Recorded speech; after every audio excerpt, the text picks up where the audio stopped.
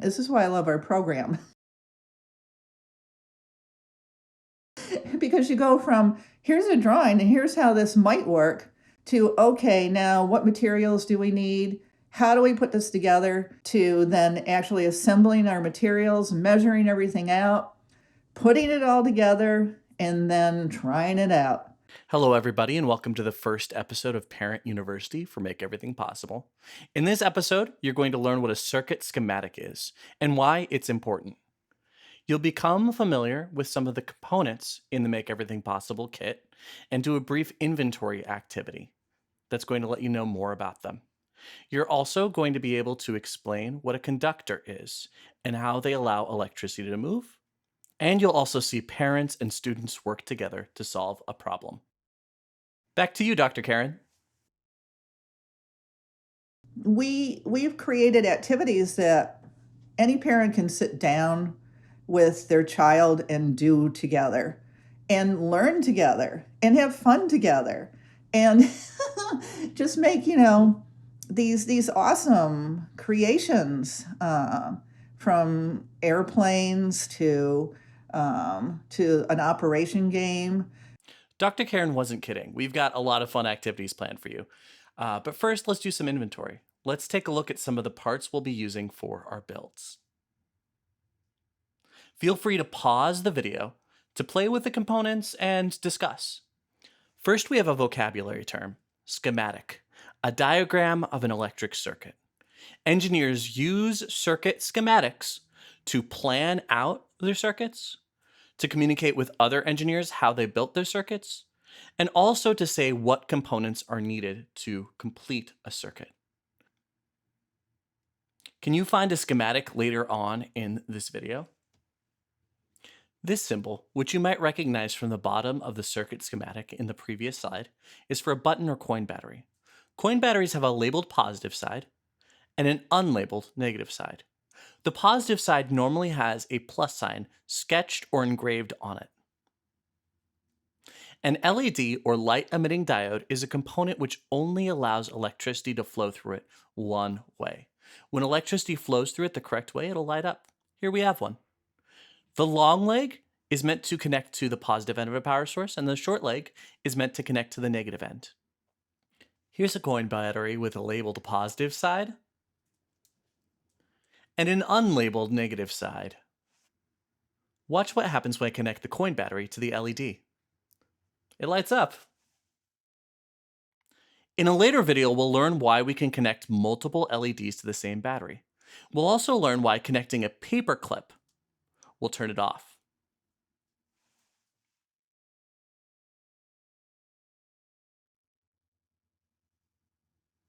This circle with the letter M inside signifies a motor. A motor is a component which turns electrical energy into rotation or movement of some kind. It has a red wire for attaching to a positive end of a circuit and a black wire for attaching to a negative end. When I connect the wires to my battery, you'll see the motor wiggle just a little bit. See, it's kind of twitching there. When I connect a propeller on top, you'll see the rotational energy a lot more clearly. Look at it spin. Some of your kits may have a switch inside of them. Switches allow you to open or close a circuit pathway. Open circuit pathways won't allow electricity through. Closed circuit pathways will. Here, this paper clip is going to act as a switch. You'll notice that when I attach both wires to my circuit, my propeller spins pretty well. The paper clip allows electricity to flow through it.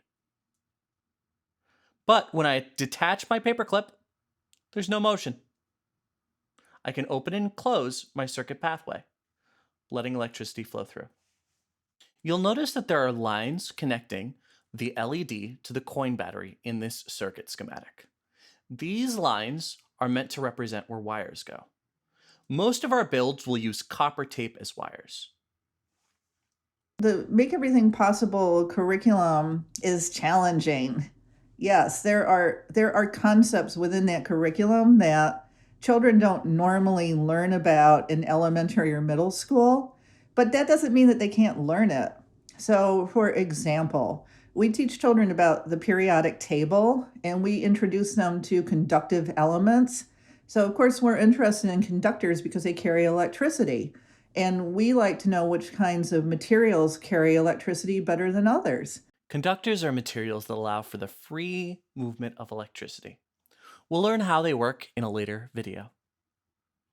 You'll find a lot of objects that are conductors around your house, including tinfoil and probably paper clips. And in your kits, you'll have copper tape. Insulators are objects that prevent the flow of electricity. These include things like rubber and wood and paper and glass. I think this would be a good time for us to make a build that will help us find conductors and insulators in our house. It's called a continuity tester. For this build, you're going to need some paper clips, a coin battery, a light emitting diode. Once again, long leg on positive, short leg on negative.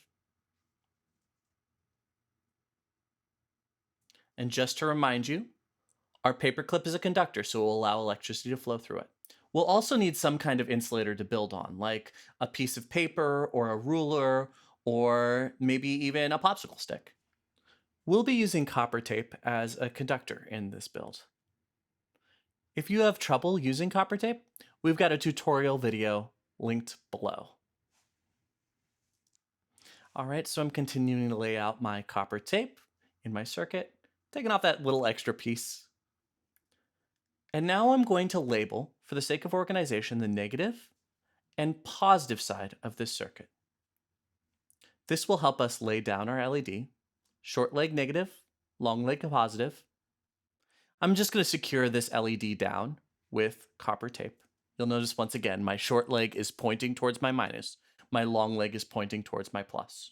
I really like to smooth down my copper tape on my builds just to make sure electricity flows through really easily. Here I've got some copper tape that I'm going to roll to make a double-sided packet. This packet will allow me to attach the negative end of my battery down to the negative end of my circuit, nice and secure. And I'm just going to attach a paper clip to the positive side of my battery, allowing me to attach a conductor that will allow electricity to flow through when the circuit is complete. This paper clip I'm attaching to the other side will provide another conductor that'll easily attach to something and let my LED light up when it comes in contact with a conductor. If I attach both my paper clips to an insulator like this piece of paper, the insulator will block the flow of electricity and prevent the LED from lighting up. Scavenger hunt time.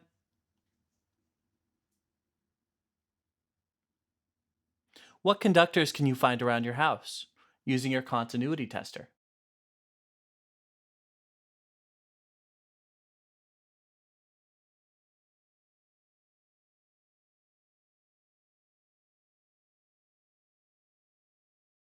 I had a student in the class who could make anything. She was one of those kids that if you told her, put together this invention, this mechanism, she could do it just immediately. And she would be one of the children that could help other children. So one day I asked her, how is it that you're so super talented that you can do these things, one, two, three? She had all the skills that she had from doing things with her father. So I asked her what her father did for a living, and she told me he was a carpenter. So I asked her if he could come in and see me because I had an idea that maybe he could do some woodwork. We set up a woodworking shop within that room in my school. And then at the end of that school year, we had go-karts that we were pushing down the hallway, which was just crazy. So in the following year, we wanted to involve more children because there were so many children interested in what we were doing in that room that I said, why don't we make scooters, little wooden scooters? One of the problems that we were trying to solve was, okay, children in the Bronx, there's an obesity problem for youngsters in the Bronx. So what do we do to solve the problem? Well, let's get them to go out and exercise more, get them off the couch, get them away from their cell phones. Okay, so we're going to get them out and exercise, but they're still going to have their cell phones. So How do we make sure that they're charged when they're out in the community if they have to call somebody or connect with their family or friends?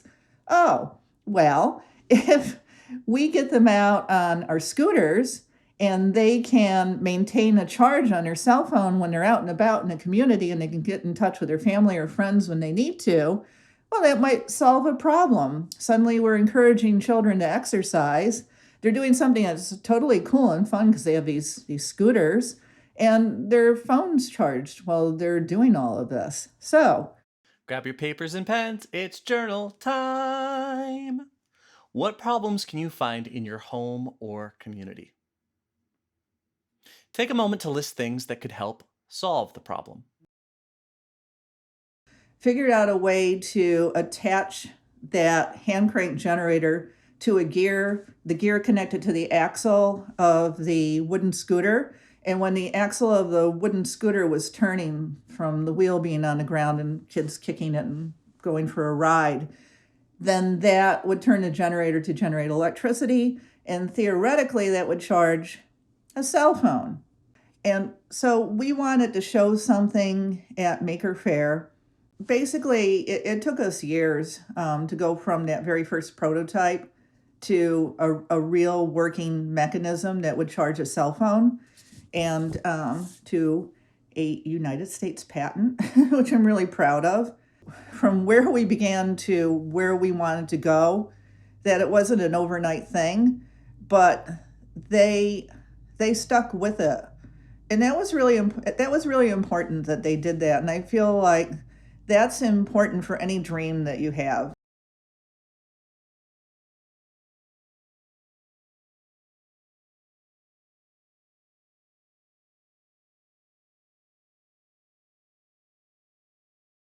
Our second prototype was actually something that our father, Mr. Rivera, helped us to put together, where we took a real hand crank generator that would really charge a cell phone. And we figured out a way to connect the hand crank generator to the axle of the next scooter prototype. So after we made that wooden scooter prototype, we lucked out because we were showing it at Maker Faire. And I met somebody from Autodesk, and that's a software company that makes CAD software for engineers. When we went into that CAD software, computer aided design, we would go in and we were using art to create what that looked like, the mechanism that we could attach to a kick scooter that would be reduced in size from what we had on that wooden scooter to something that would sit right on the front of the wheel. Two girls who were really into engineering the scooter, Allie and Shakina, would become the spokesgirls, the faces for the youth and why youth could be using their software to make everything possible. And so they worked with a female engineer from Autodesk for a couple of years. She taught them, her name was Erica. She taught them how to actually use the CAD software. And then we finally got to the place where we had the small mechanism that you could put onto the wheel of a scooter, and that would actually generate the charge that would charge a cell phone. This is not the first one. This is the one that Mr. Rivera helped make. So you see the wolf on, it's a wolf. His daughter drew that. So there's a hand crank generator connected to that part from the lathe. It's that white piece up there. You see the generator down there? So this is what Mr. Rivera made with us. Now let's do a quick check-in. Feel free to rewind this video if you need help with any of these answers. Can you explain what a circuit schematic is and why it's important?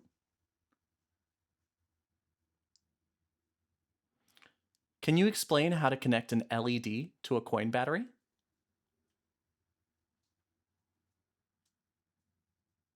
What is a conductor? How did parents, students, and the school work together to solve a problem? What did they build to solve that problem? What are you curious to learn more about?